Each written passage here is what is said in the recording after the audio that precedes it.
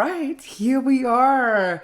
I feel like saying good morning, everybody, because it is morning for me, but it is not morning for my beautiful guest, Dr. Tamar Black, who's with me today. You are watching Cocktails and Courageous Conversations, the after work event where cocktails are optional and courage is guaranteed. I am drinking my morning my morning cocktail. And Dr. Black, what are you having tonight? I am literally just having water. You know what? I love it. I saw that. I knew that. And so I just wanted to say, like, this is not where we encourage drinking, but our hope is that you'll feel like this is two people getting together like we were in a bar having a drink or a cup of coffee or a glass of water and chatting about something that we're passionate about. So if you are watching this live or if you are watching the replay of this, please make sure to send the hearts to our way so that we know that we're not alone. And Tamar Black will see this afterwards and we'll be able to go through all of the comments and receive all of the love that you have. And so before I start flashing stuff, because I have stuff I want to flash, I want to ask you, Dr. Black, if you would be willing to introduce yourself, if in case there should be somebody out there who don't know who you are. Yeah, thank you so much, Ricky. And please call me Tamar. So, Tamar. yeah, I'm Tamar. I'm an educational and developmental psychologist living in Melbourne, Australia. I've been a psychologist for 21 years. I've had my own private practice for all of that time, and I'm also a school psychologist, and I've yeah, been a school psychologist for 20 years. So I work with children and I work with teenagers and I work with some young adults and I work with parents as well. Wow. And I like this. I you know this. I am thrilled that to have you here. I'm thrilled for all the work that you're doing, and I'm just so honored that you are here because I wanted to show the world how amazing you are and the work that you're doing. And this is so much needed. So I get the question all the time, how do we do act with children? And I've always said, like, well, you got to adapt the language and you got to, be mindful of the way you speak and be mindful of the things you do and be mindful of developmental stages and all that. But I've never really had any, like, I'm basically guessing. And now we have a book. I want to flash this. We have a book. You wrote a book called Act for Treating Children. I just want to say, like, just the front page is just like, we want this. Learn to use simple, age-appropriate language. Yes, please. Discover new activities and exercises. Yes, please. Develop confidence using ACT. Yes, please. Teach parents quick and easy strategies. Oh, yes, please. And help kids regulate emotions and deal with anxiety, depression, and more. This book is a gem. Woohoo! And so I'm gonna talk more about it in just a little while, but I just wanted to flashlight this and really tell the world that it's out there and that you have made this, Tamar, and that we're so happy about that. And why is it for you that it's why do you like working with kids? Oh my gosh. I Oh, just, absolutely, absolutely love it. So many reasons. I mean, I guess kids are often just really honest and they just kind of tell it how it is. yeah. And they haven't, I find like in terms of ACT and like psychological flexibility, kids, they haven't had years and years and years to be sort of conditioned to be avoiding doing things and avoiding thoughts and feelings. And so I find that a lot of kids, they're often using some strategies that are quite consistent with ACT. And I love the freshness of kids and their willingness like to try new things. They're just often very willing to kind of, try things as an experiment that they might not have done before. And they just like get excited. Like if I say, oh, I've just been to this conference or I've just been to this workshop and I've learned this new activity. I haven't actually tried it out with anyone before, but would you be willing to try this? Could we just like have a go and see what this is like? And kids are just like, they're so willing to try things. And I Oh, think they're all kids are, I'm sorry I was yeah, I interrupting just you. Like, this is the cheerleading part. I'm yes. I want to say yes every time you talk. Please go on.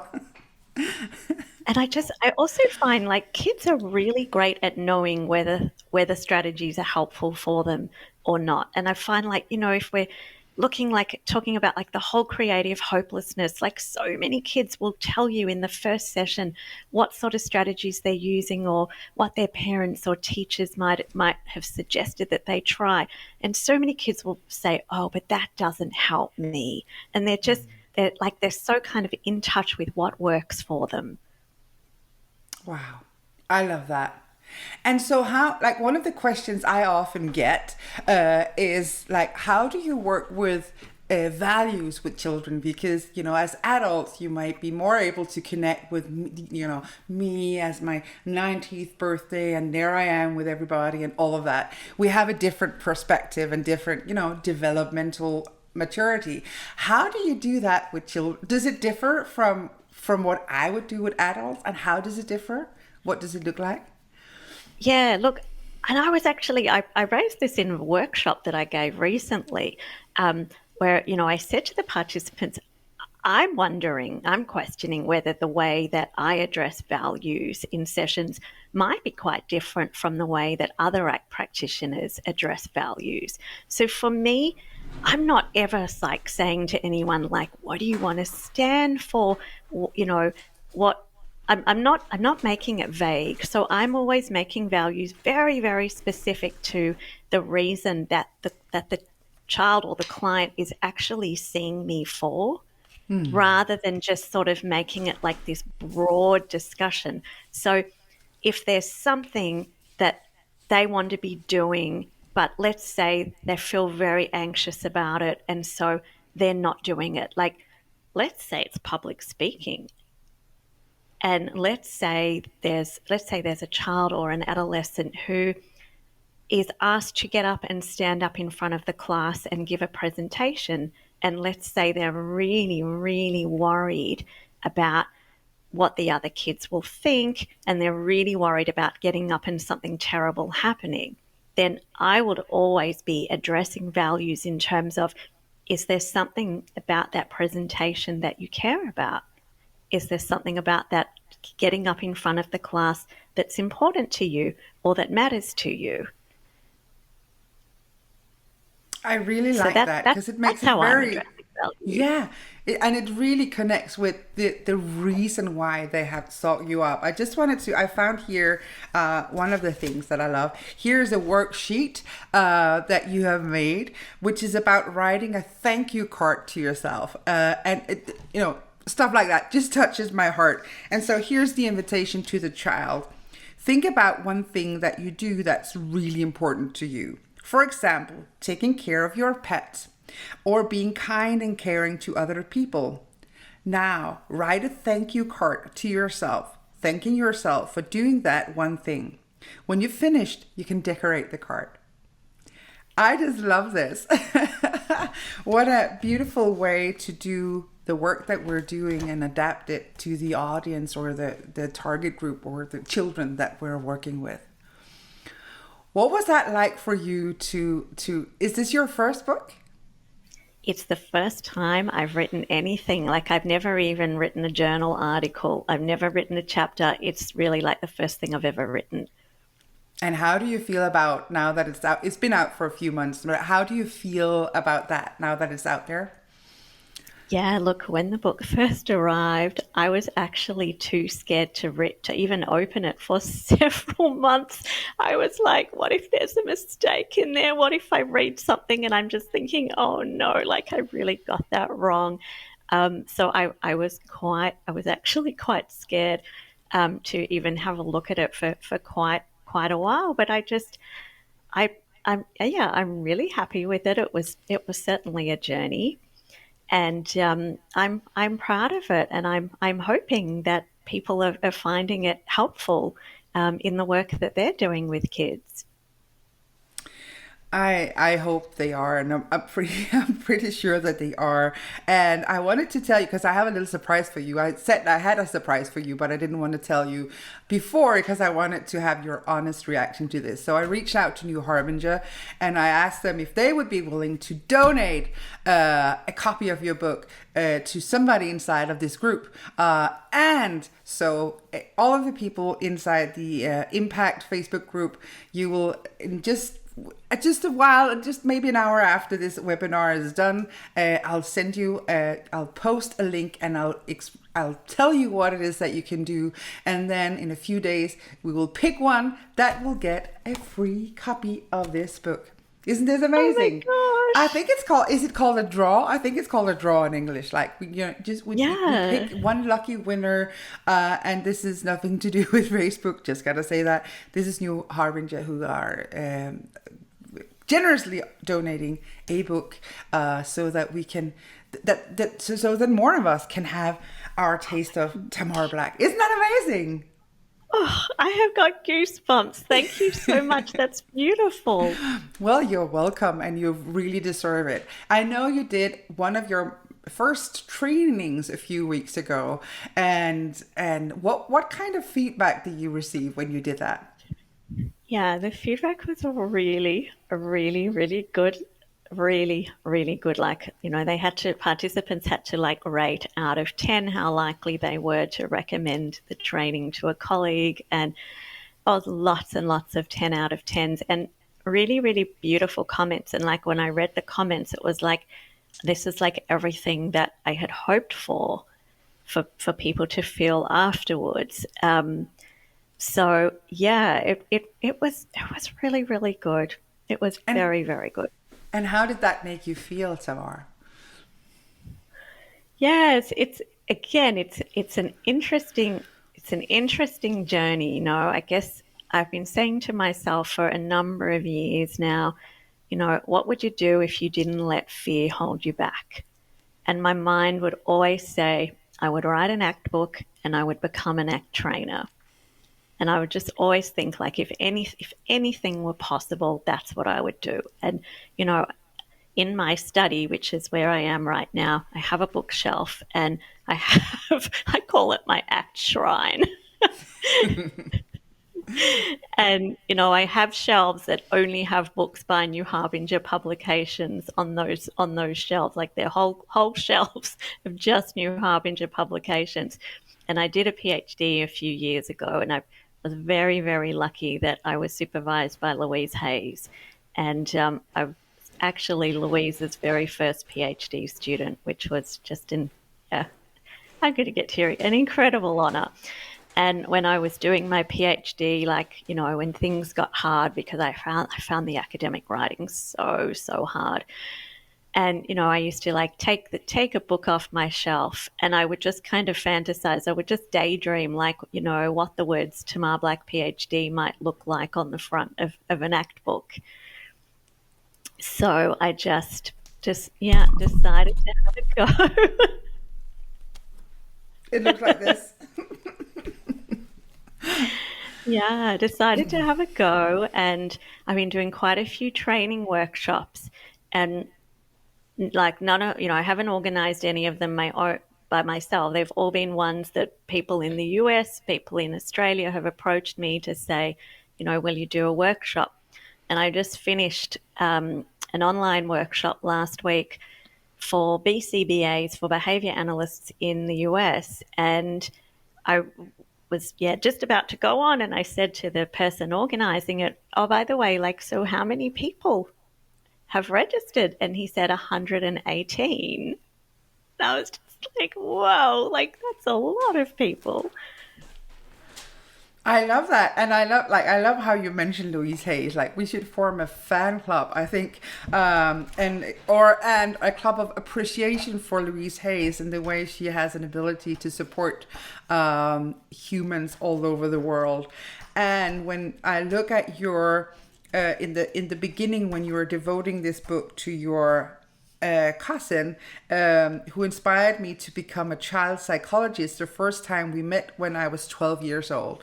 That just went right straight to my heart. And so the reason why I'm asking you right now, Tamara, what is it like for you to have done this and to receive beautiful feedback and to see your journey? I actually imagine you as this little girl who wanted something in life, and here you are. Yeah. Yeah. What do you notice right now? Yeah, I can just like feel like the nerves in my tummy and yeah, my heart's beating quickly. And so Yeah, it's what an amazing. inspiration you are, I think, to young girls and to humans, all humans, regardless of gender identification out there, that to move past your fears and do something that is important to you. In your case, this is it. And you hang out with children and young people all the time, and you get to inspire them. That is Thank you so amazing. much. And And can I so, tell you, yes, sorry, please. I was just going to say, you don't know this, but you really, really helped me do my first workshop in Perth in Western Australia um, on the 26th of October. So I listened to a webinar that you gave in the CBS trainers group, and you said that you recommended that trainers have something near them that meant something to them. And I heard that and I thought, well, what could I have? What might help me get through this training? And I have to tell you, like, public speaking was my number one biggest fear. I mean, I've attended a lot of ACT workshops that other trainers have given, and I would sit there and then, I'd watch like Lisa Coyne, like Louise Hayes, like stand up and introduce themselves. I would sit there with my heart beating and like my tummy, feeling nervous for them. And I would be thinking, how are they standing up there? How have they not passed out? How have they not fainted by this stage? Like I was feeling nervous for them. And so when you gave that advice, have something at the front of the room, I thought, what is going to help me? Because seriously, I was terrified that I was going to stand up in Perth and I was going to end up on the carpet, that I'd actually faint. Okay, Ricky said, have something at the front of the room. What? And I thought, okay, Tamar, what can you have at the front of the room that's going to help you? And I actually decided I needed to have a special chair for my anxiety at the front of the room with it. And so I, was emailing the event organizer a couple of days before the workshop, and I just sent a list of, okay, this is just like final things. Can you lend me your laptop? Can you get an extension cord? And I said, could you please organize for one spare chair? And could you please put that near the podium? And I got there and there was the chair, the empty chair, and it was just positioned in front of the podium to the side. And I said, well, anxiety, here we are. I've got a workshop to do. This means the world to me. You're welcome to stay. You're welcome to listen to what I have to say. You're welcome to watch me teach experiential activities. You sit yourself there. You're not important enough that I'm going to bring you right up the front next to me. But you can sit there. You're welcome to stay the whole day as long as you like. And if during the workshop I started noticing I'm feeling a bit nervous, my mouth's feeling a bit dry, I just looked at the chair and I just said, "Hey anxiety, it's really good to see you. I hope you're enjoying the workshop. I hope you're learning some interesting things. You're welcome just to stay there. You're welcome just to sit here." And I'm standing there in Perth thinking of you and thinking, Ricky, thank you so, so much. You told me to have something at the front of the room, and it, like, honestly, just having a chair and just, hi, anxiety. It's great to see you. Hope you're enjoying my workshop. It was so helpful.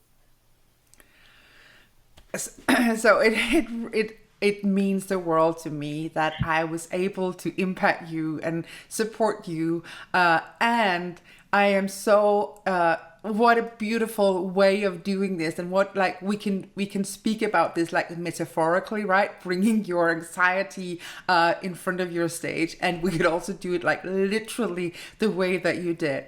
What an inspiration. And I love how we can keep like inspiring each other. I'm so happy that I got to join you in Perth. Thank you for bringing me that way. And yeah, I am kind of a loss of words here because I'm so touched by what you just said. We were prepared for a little crying, weren't we? Like, we have brought boxes of Kleenex in case this shows up. Oh, yeah. Yeah. So thank you so much for that, and thank you so much for thank you so much for putting yourself on that stage and for bringing your anxiety. But for like, what if you never got on that stage? What if anxiety won, and the world never get to hear Tamar Black? That would be such a shame. I'm so happy for you that you went up there. Ah. Thank you so much. So this just made my day. It really made my day to hear that. And so, when you're like, people who are watching this, if I think I forgot to say this, but please, well, I did say send the hearts, but also if you do have questions, just know that you can ask them in here, and I will read them up loud, and then you'll get the chance, Tamar, to answer those questions. And so one of the questions I often get, I'm just going in our group and checking. I'm doing two things at the same time here. So here it is, checking what we're doing and see if there are any comments. Yes. Oh, and I can hear myself. I'm so sorry. I just want to say hello to Dawn, to Ulrika, and to Christina, who's here sending hearts. Native Curiosity says, Anja, this was way back when we spoke about what it's like to work with children. There's a lot of wows, and there's what a great idea. And I don't know when this came, but like, people were liking the ideas.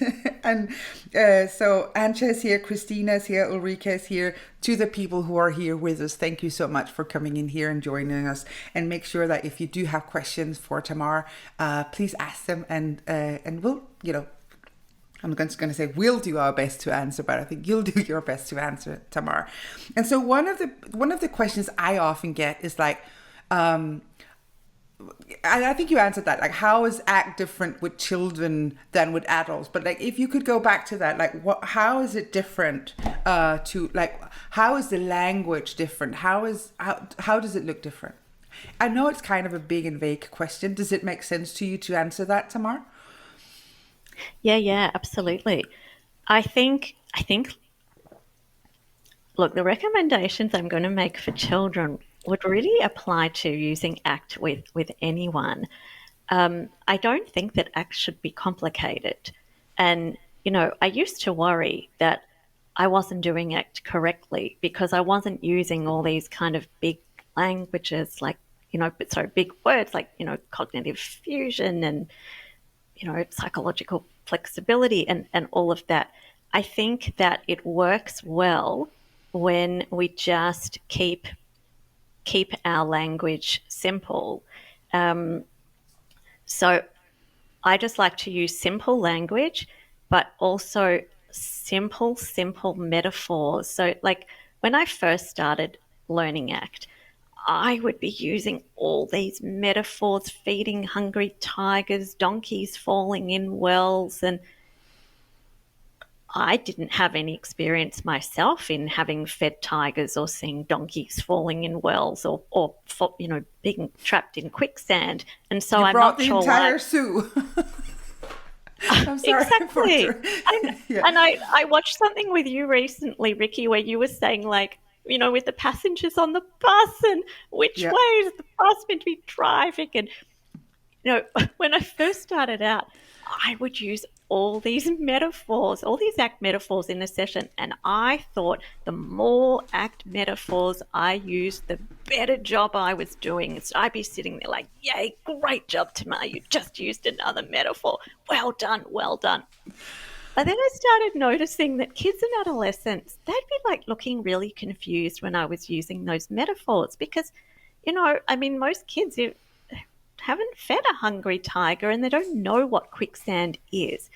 And so I think that we can put all those metaphors aside and actually just develop our own metaphors just based on everyday experiences that people can relate to. I mean, I just love to ask, like, have you ever really needed to go to the bathroom and tried not to think about needing to go to the bathroom or to go to the toilet?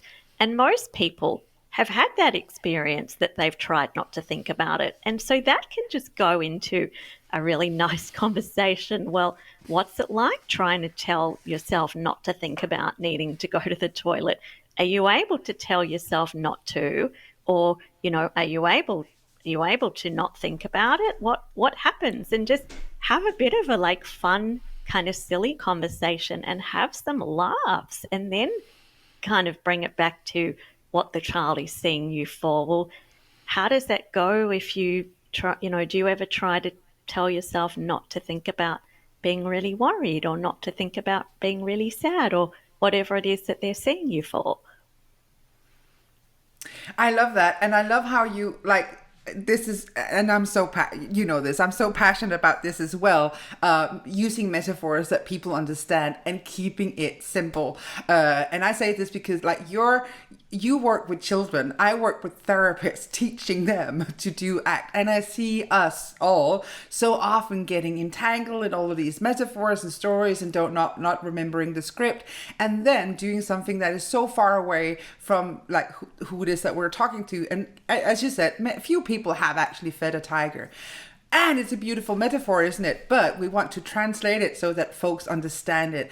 Could you give us more of, so I love this bathroom metaphor. That's very, very, it's easy to understand. And I think everybody's had an experience with that. Could you I'm guessing that the audience out there right now will be going, oh, give us more, give us more. Would you be willing to give us a few more of examples how, what are your favorite metaphors at work?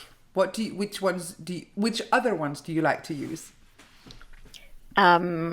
What about if you're really thirsty and you try to tell yourself, don't think about really wanting to have a glass of water, or don't think about your tongue feeling very dry and feeling like you need to have a drink.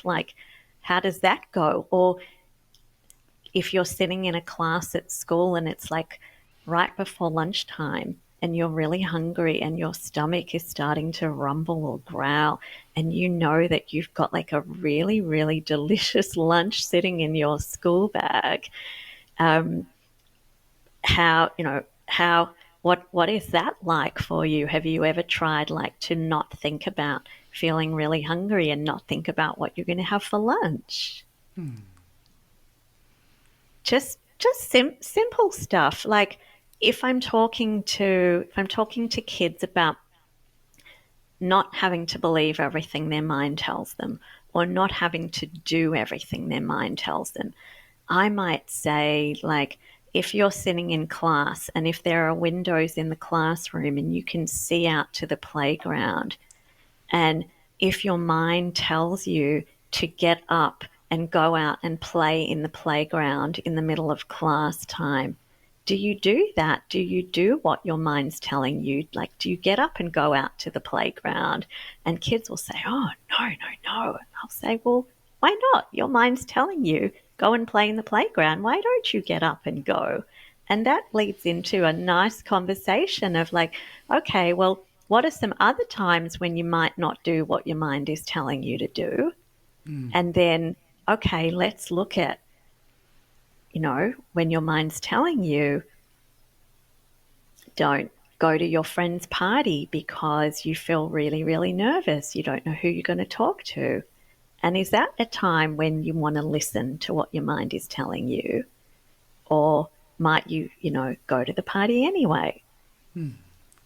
So just making it kind of everyday examples. I mean, a couple of weeks ago, it was raining. It was raining really, really heavily. And I was walking to, I'm a school psychologist 3 days a week, and I was walking to school, and there's a set of traffic lights outside the school, and use the traffic lights to cross the road. And it was really, really pouring. And my mind had the thought, well, like if you could just run across the road and go, or you could stay and get more wet, but wait until it's going to be really safe to cross. And I thought, wow, there's a nice act metaphor. And I happened to see somebody that day, a new young person that I hadn't seen before, who was having difficulties getting into trouble from doing some impulsive things at school. And I said, look, this morning I was walking to school and, it was raining and my mind came up with this thought. And even though I didn't, I wanted to go across the road, I didn't want to get wet.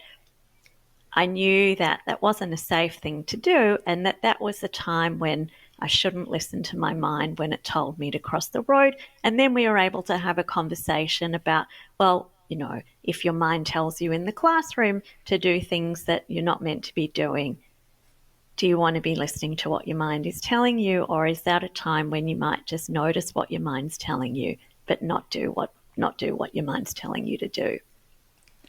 So I just easy kind of just common everyday examples that people can relate to.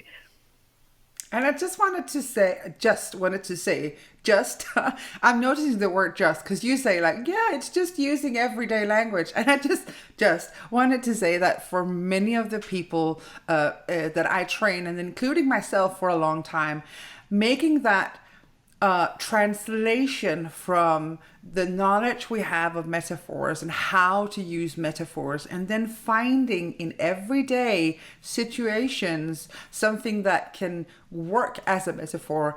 It is not that just for me. I hear that you speak fluent metaphors. And so for anybody who's listening who struggle with this, because that would be many of the people I work with, many therapists who are maybe new to ACT. This is a skill, like this is something that or I'll see it as a muscle that we all have, but that we can strengthen and strengthen and strengthen. So here's one more invitation, and my students will know this, to look for metaphors in everyday situations. And also allow yourself to come up with a crappy metaphor, like that metaphor that you used about crossing the road, and it might have worked and it might not have, but in time you will kind of develop it and calibrate it so that it works beautifully. And sometimes we just see something in everyday life and we use it and it doesn't work, and that is okay. But that's kind of part of getting to the just use everyday examples. For many people that is hard. And I love that you speak fluent metaphors. You go. Is there? So I was wondering if you would be willing to share. Now, obviously not disclose like patient information, but if there's somebody's journey in particular, and I'm guessing you've helped so many humans, and is there a child or a young person or parents, is there some story in particular you would be willing to share that was really amazing to you? Yeah, definitely. Look, often a lot of the young people that I work with have been to a few therapists before they come to me. They've never seen anyone that uses ACT, and so often the kind of weird and sort of wacky stuff that is ACT, that I'm using is quite new, and I was working with one of the most phenomenal young people I've ever met. And I've said to them, you have to write a book about your experiences. And I was working with, this person had very, very severe OCD, obsessional compulsive disorder. And when I first met them, they were spending 7 hours a day performing compulsions because they believed very, very strongly that if they did not perform, if they did not do everything that their mind was telling them, that something really bad would happen. And so they were exhausted, like they were staying up really late at night doing all these things, and they were so tired. And they were covering the toilet seat with 2 toilet rolls every time they went to the toilet, even at home. And after I saw them the first time, and when they came back for session 2, they had stopped covering the toilet seat. And when I saw this person 4 times, and then they said, if this is the best that my life is going to be, I'll take it, because my life is so much better now that I'm not having to do all these things. And they said that their experience of learning how to use ACT, they said it was like feeling free. It was like being able to walk down the road and allowing OCD to walk behind them rather than being controlled by OCD. And this, I mean, this is a young person. This is not an adult. This is a young person. And I mean, that stuff just makes me cry and just makes me feel incredibly grateful and lucky to be able to do this work. Wow. Oh, just wow. And so what was it, you did in the first lesson, sorry, the first session, to have this person come back and not covering their toilet seat? What were some of the things that you told this person? Yeah, I think just using, I call acceptance, let it be, and just, let it be and let it go. And I call diffusion, let it go. Yeah. And just just noticing all your thoughts and just saying, hi OCD, it's great to see you today. You're looking gorgeous today. I love the way you've done your hair. And just, just the changing the thought to, instead of, I have to do compulsions, my mind is telling me that I have to do these things, or Yeah. there's the thought that I need to do these things. Yeah. And so that is just so helpful, just introducing the idea that you don't have to believe everything that you think, and you don't have to do every single thing that your mind tells you to do. Wow, I love that. I love hearing that. And I want to read some comments and questions for you here. So Ulrika, our good friend Ulrika. Ulrika, I know, has done some great work working with pain in children and young people, and is now somewhere else. And I just know that she's doing so much beautiful work for kids and young people and adults as well. So I love how you talk about how not to make the metaphors difficult. My experience of working with children with long-term pain and ACT is also the parents really need to be part of the work. I also found that simple metaphors is very helpful for parents as well. And then do you have any examples how you work with parents? That's such a good question. And so what I hear, just wanted to sit to like mirror what I hear when working with children. Make it simple. Use everyday situations. We don't want to use all of the complicated language of diffusion and selfing as context and all of that, but we use everyday language to develop these skills for them to do what is important to them. And I also hear that that is it. When they have some issue, you relate it to what is important for you in doing a public speak, or what is important for you in not spending 7 hours a day covering your toilet or other compulsions. And I love that. And I love that the way you said about, again, translating metaphors into something that people actually understand regardless of age. How do you work with the parents? What is your Yeah. take on So that? do you mean how do I work with parents of my clients, or are you asking about working with parents where you're not seeing the child? Which is a good question. I think I would say both. But knowing Ulrika, and I knowing where she has been working for, because I used to supervise them, or I do supervise them, is that they will see children, and they will sometimes then see children and parents, and they will sometimes also have one therapist seeing the child and another therapist helping the parents. So but it is so is that different, and how do you work with either? Yeah. So look, when I'm taking on new counseling clients, I ask and it's usually the parent who's contacting me to make an appointment. And I tell parents that I use a therapy called acceptance and commitment therapy, which we abbreviate to ACT.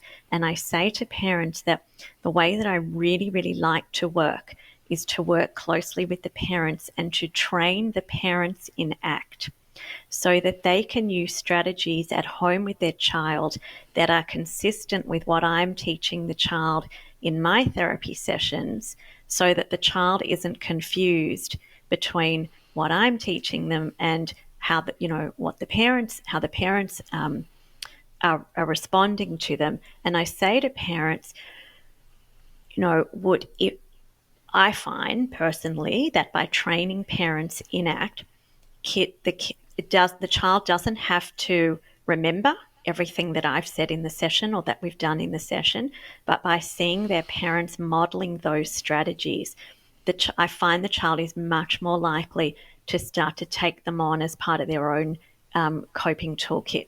So personally, I ask parents, at the very beginning when they're making an appointment, would they be willing for me to teach them how they can use ACT with their child?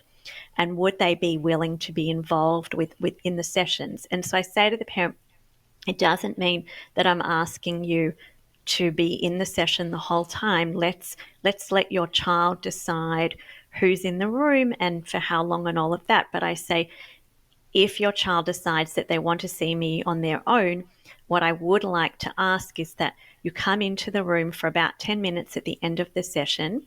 It's not about me telling you, oh, today your child said this, but what I'll do is I'll actually ask your child to tell you what they've learned in the session, and then I'll make some recommendations about how your child can practice those skills at home and what you can do at home to remind your child of what they've learned. I love this, and for so many reasons. One of the things that I have sometimes witnessed is that children will come in and then we'll see the parents out of a place of love and compassion, wanting to protect their children, wanting to help their children. And in that need to help, they have been kind of reinforcing avoidance and doing things that are not helpful. And I've seen therapists struggle with how to involve the parents without telling the parents that what you're doing is obviously not working, and creating shame and blame, etc. And I love the way that you're framing this. This is so beautiful that you're framing the parents to be like co-therapists. Like you are not bringing the parents to tell them how they're wrong. You are asking them to have an active role as your extended, loving, caring arms, where you are teaching them how to do ACT with their child. And I would guess as a parent, so imagine I came in with a child, regardless of the problem here, and somebody would say, well, Rikke, I would feel like the worst mom ever. But if somebody came in and said, Rikke, let me help you help your child, we have this, I can just see how that would be different. I know I'm preaching to the choir because everybody might know this already, but just wanted to highlight the importance of what you said, that the way you frame how you talk to the parents, making them active ACT agents helping their children. Look at you being an ACT trainer already, like you're teaching parents to do ACT. And that is I think that's a beautiful skill, because you are then having to teach ACT to people who are not trained in the method, and you need to do it kind of quickly because you have only so many sessions. So hats off for that. I see that Ulrika, it seems like we have translated the question correctly. Thank you. And there's a wow and a heart, and I hope this was helpful. If you have more questions, folks, just please come in. We do have a little more time. That was really helpful to me as well, the way you were talking about this. Have you had any examples of where you felt like this was very difficult? Like, can you give us, again, without, of course, exposing any details, have you had an example of where this was really hard for you? To work with parents? To work with parents, yes.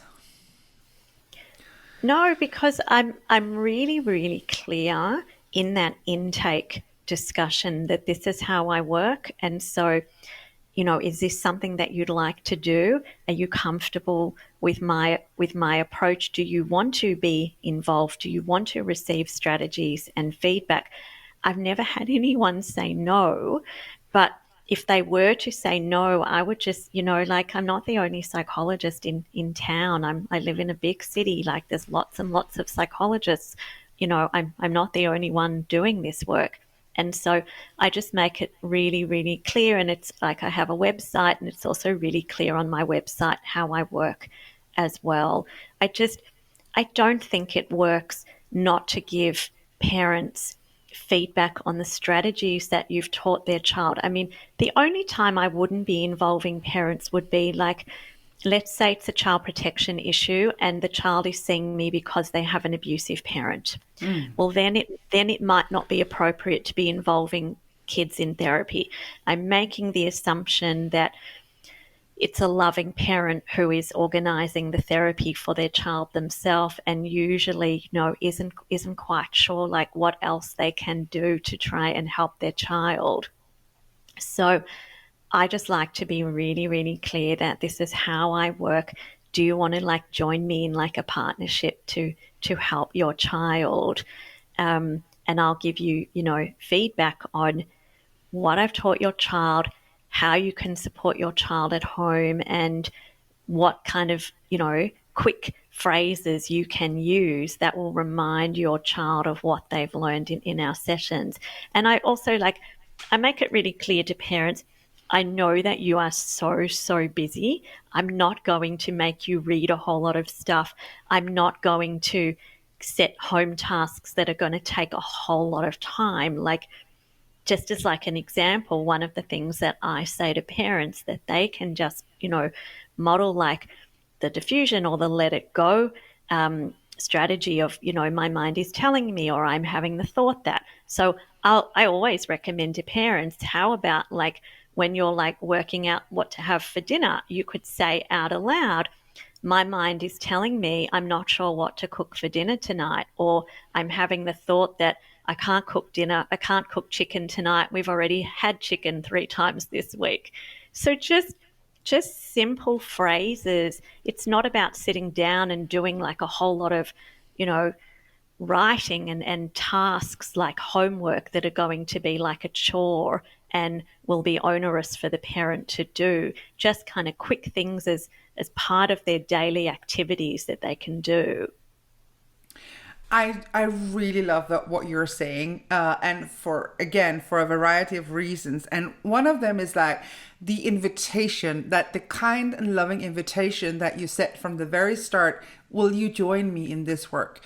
But there's also a lot of assertiveness and boundaries. Like, this is how I work. Like this is what you're getting when you're going here. And I think that some of the people who are watching will say, yeah, you have your own practice, you can send people away. Some of us can't. We're just like, we have to work with what we've got.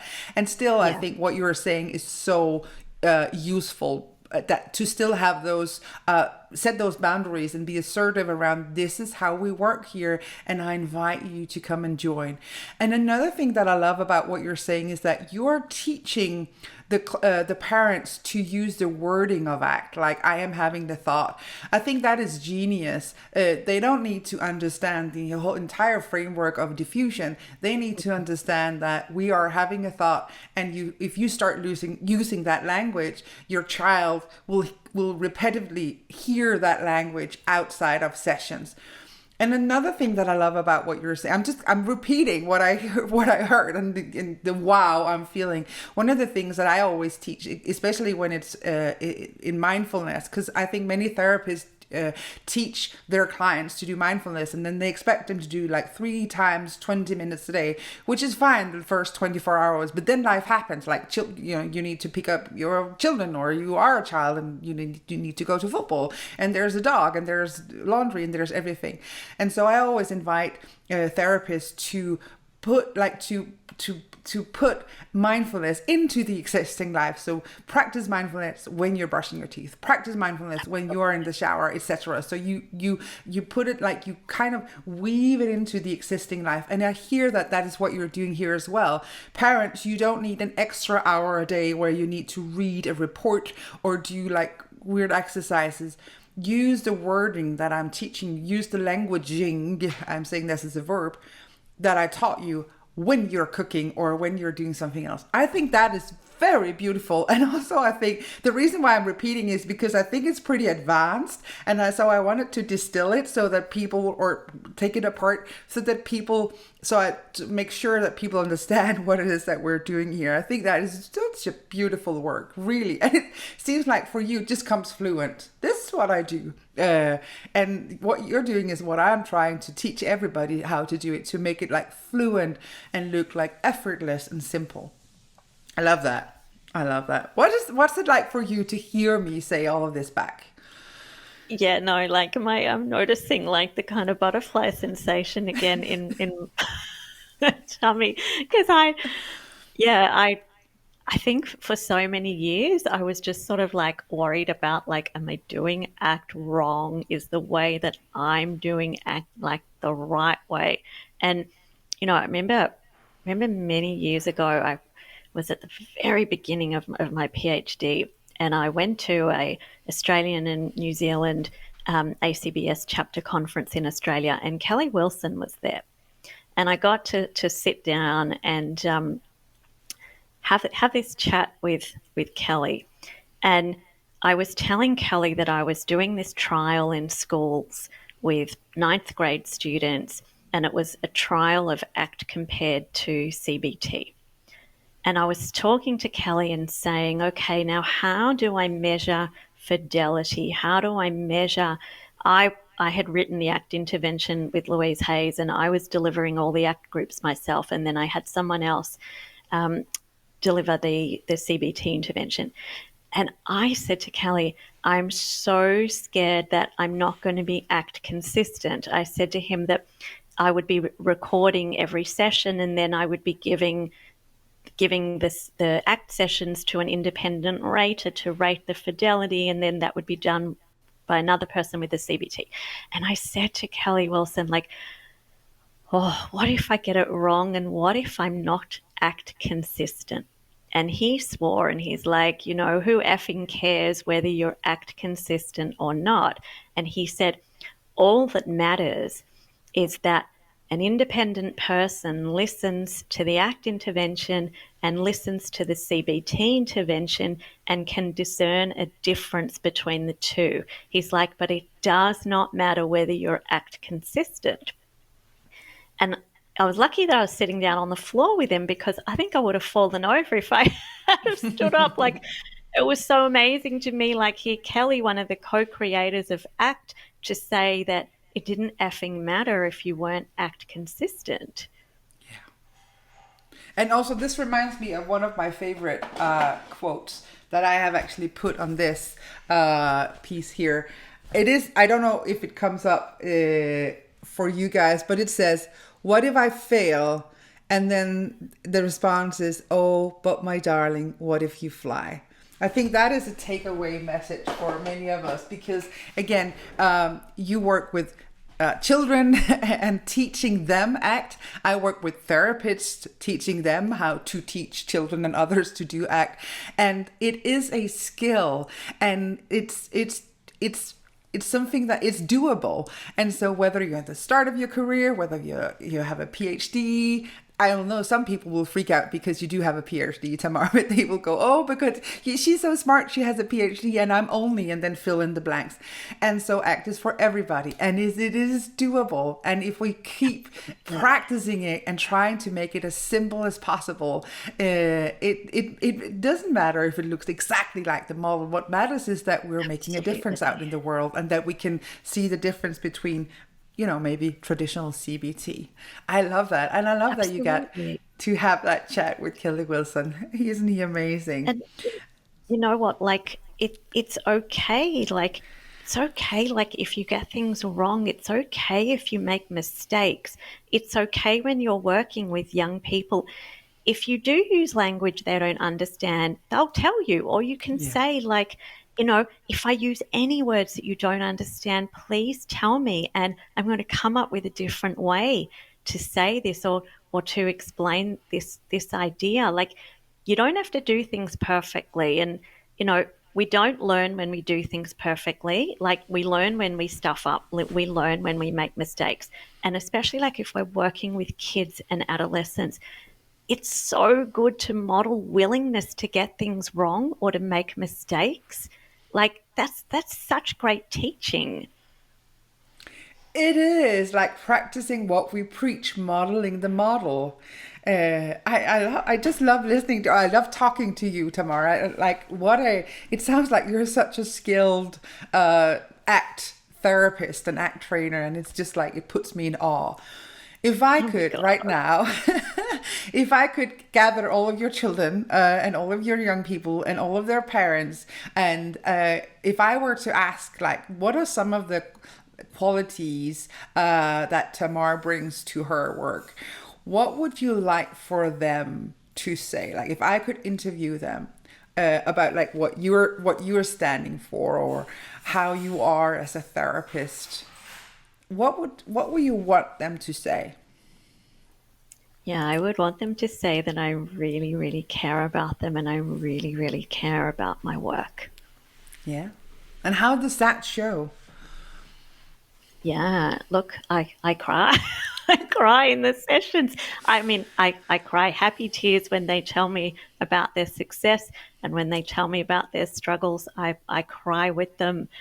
And I'm just honestly, just genuinely so, so interested in their journey, and so interested in hearing, what's happening for them, and to hear about their experiences doing like all the home tasks that I recommend to them, because I use a lot of exposure in my work. And so I'm really, setting up tasks, situations for them to do the things that they're fearful of, or that they've been avoiding, or that they've stopped doing, or haven't been doing much of. Wow. And if they watch this now, like if they like I gather all of your children, young people, young ones and their parents, and like I put this on a big screen and they got to see this interview now.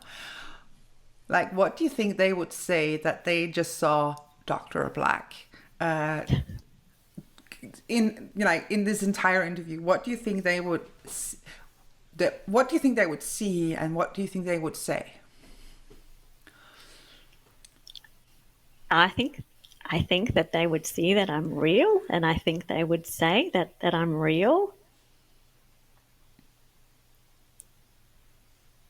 I love the whole act stance of our clients are our equals, and we're not like putting ourselves, up as like this expert who knows all the answers, and who knows everything. And I learn so much from my clients. Wow. And so, what is it like for you right now as we're coming to the end of this? What is it like for you right now, where you are in Australia, to sit in your chair right now, having gone through this interview and teaching us, and also sharing about you? What's it like for you right now? Yeah, it's been a journey, and I'm sort of, constantly reflecting. I guess, like, the self doubt and the inner critic always, always shows up. I feel incredibly humbled and incredibly, um, you know, incredibly blessed, incredibly grateful to have this opportunity to be doing this work, and now to be teaching others, because I've just started doing workshops, and so just incredibly grateful to be able to train other people to use ACT, and especially to use ACT with kids and adolescents. And I'm just, so grateful to you, Ricky, for inviting me and like being on here. I like kind of like have to pinch myself, like, oh my gosh, it's Ricky. Well, I am so I learned a lot from you and from your book, and I am so honored that you chose to come here and spend an hour of your evening to sit with me and to sit with everybody who's watching. And for people who are watching, whether you're seeing this live or afterwards, please send a heart so that we'll know that we're not alone. Thank you for all of you who did send comments and questions and hearts already. We appreciate that. And I just wanted to say, like, on behalf, so from this is from the from trainer Ricky, like looking at you doing this so fluently and also hearing that you feel like like you have all of these insecurities. I'm so happy that you share that, because I think it's for all of us so easy to believe that it's just something that you go out and do and it's so easy. It is not. It can be difficult, but it's something that we can all do if and we can keep practicing it. And this self-doubt may never go away, so please don't let that stop it.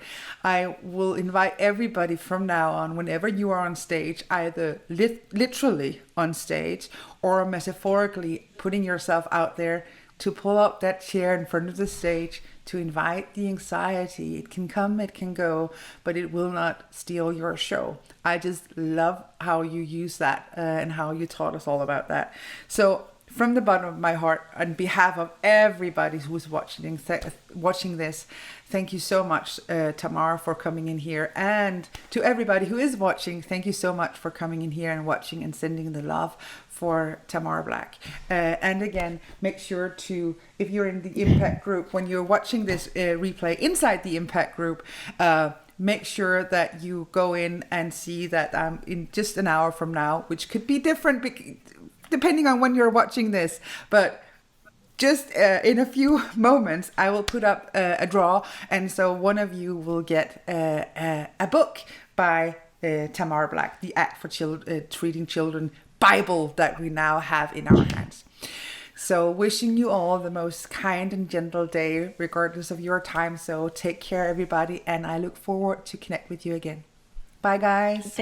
Thank you so much for watching, everyone, and thank you so much, Ricky, for having me. Thank you. Thank you for everything that you are, Tamara. Bye, guys. Thank you.